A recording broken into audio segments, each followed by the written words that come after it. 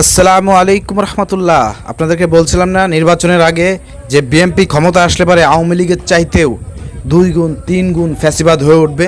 কতটা নিকৃষ্ট, যে কাজটা কখনো আওয়ামী লীগ ছাত্রলীগ করার মতন দুঃসাহস দেখাইতে পারে নাই, ছাত্রলীগ করে নাই, সেই কাজটা আজকে ছাত্রদল করতেছে। চিন্তা করছেন, বেগম রোকেয়া বিশ্ববিদ্যালয় গতকালকে তারা শিবিরের জুলাই প্রদর্শনীতে হামলা করেছিল, সেখানে ইসলামী ছাত্র শিবিরের ভাইয়েরা প্রতিহত করেছিল, তাদেরকে দাবড় দিয়েছিল। প্রিয় দর্শক, সেই ধাওয়া খেয়ে এই সন্ত্রাসী টুকাই গোষ্ঠী ছাত্রদলের পালিয়ে গিয়েছিল। আজকে তারা এসেছে এই গেটের সামনে।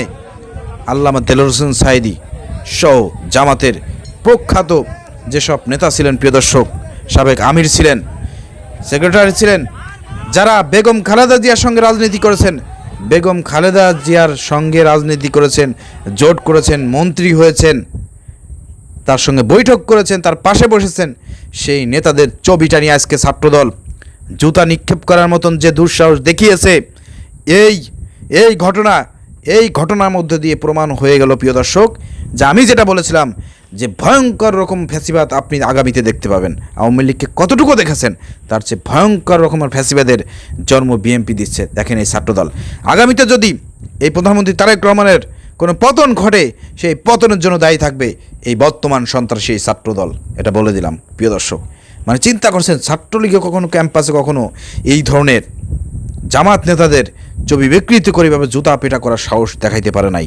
আজকে ছাত্রদল দেখেন কতটা তার নিচু মনের মানসিকতা পোষণ করে, এরা কতটা কি বলো কুলাঙ্গার, যে আজকে আমাদের নেতাদের আল্লামা দেলোয়ার হোসেন সাঈদীর ছবিটা নিয়ে পর্যন্ত তারা করতে চিন্তা করছেন। দলমত নির্বিশেষে যে আল্লামা দেলোয়ার হোসেন সাঈদীকে সবাই ভালোবাসে, সেই নেতার ছবিটা নিয়েও সেখানে জুতা নিক্ষেপ করে।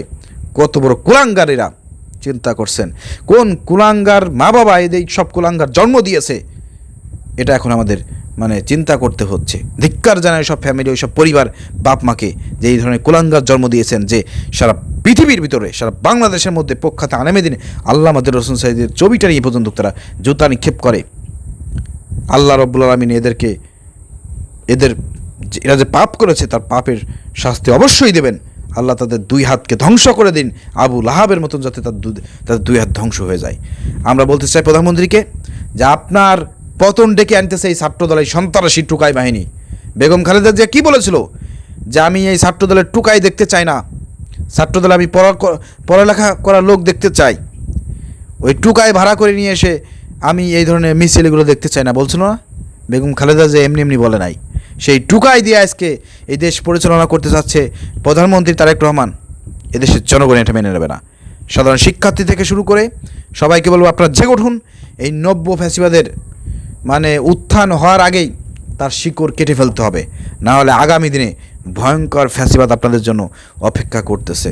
অতএব আগামীতে জামাত ইসলামী ছাত্র শিবিরের ডাকে আন্দোলনের মাঠে নামার জন্য, এসব সন্ত্রাসীদের মূল্যোৎপাটন করার জন্য আপনারা সবাই প্রস্তুতি গ্রহণ করেন। প্রিয় দর্শক, কলিজায় আঘাত লেগেছে, মনে কষ্ট পেয়েছি যে আল্লামা দেলোয়ার হোসেন সাঈদীর জন্য একদিনে হাজার হাজার মানুষ জীবন দিয়েছে।